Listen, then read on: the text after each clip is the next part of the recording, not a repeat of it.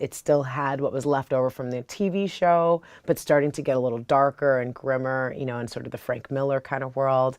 And just to like have a little bit of both, to kind of really kind of go, I mean, come on, you're like a millionaire, billionaire guy who's dressing up as a bat and fighting petty crime. Like there's something there to kind of look into, and you know, and to have that explored to the depth that it's gone to now of like where they've taken the franchise, and have an opportunity with the Lego Batman thing to kind of pull back some of that seriousness a little bit, you know, and bring back a little bit of what I loved about that old school Batman of the pow and the bing and the pow, pow, pow, you know, like all of that stuff. And so I think they've just done a really remarkable job of being able to allude to all of it. Barbara is just so by the book in so many ways, you know, by the letter of the law. And you know, it's the thing that you would do if you were looking at someone that was your hero and you wanted to get to them and you had no idea what their actual story was that brought them to that place. So you would just go, I just got to do everything. You know, if you were looking at the college classes, I got to take all of them, and I've got to get A's on all of them. I just, you know, she was a super overachiever, you know, and she had that from this fantastical, amazing vigilante who's so well known and beloved in her city, and then her father, you know, who's this incredible Commissioner Gordon, who's how incredible he is, and the work that he's done, and the collaboration that they've built, and it's just so historic. It's like I can imagine her like looking at that and going, like, how do I find my place and my space?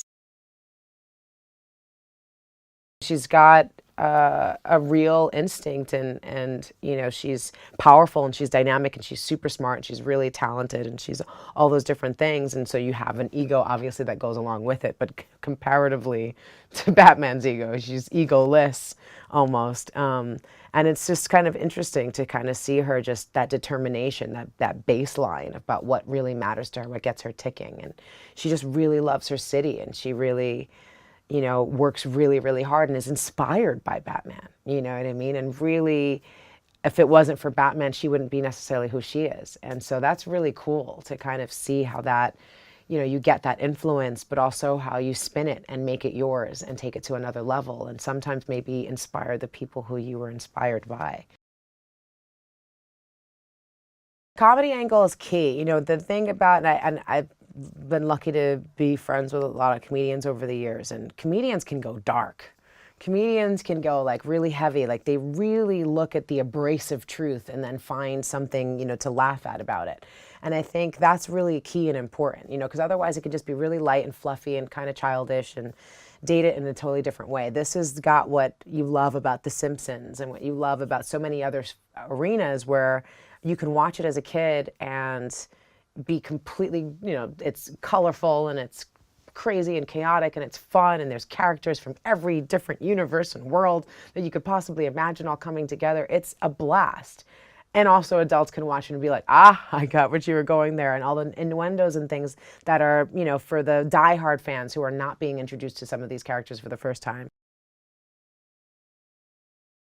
I'm really excited to be a part of the film, I think, mostly just because it's a new iteration of Batman. It's a modern day iteration of Batman, and it's bringing Legos out in a whole new way, and it's just some of my favorite things all brought together, and crazy characters and references to stories and situations and all put in one, and it's just sort of like, you know, I'm a 70s baby, so it's the dream, you know, it's like the perfect remix of my childhood and everything that I still love as an adult all in one.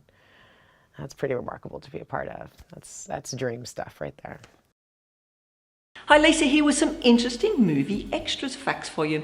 One of the earliest animation techniques was stop motion. It was first used in the late 1890s. Notable uses of stop motion include King Kong from 1933 and the Skeleton Skirmish in Jason and the Argonauts from 1963. Now, Toy Story, the first feature-length animated film to be created with CGI, generated 1,000 gigabytes of data and required 800,000 machine hours of editing. Are you an animation movie fan? Let me know in the comments below, and subscribe to our channel and check the notification bell to always be up to date with all the latest releases.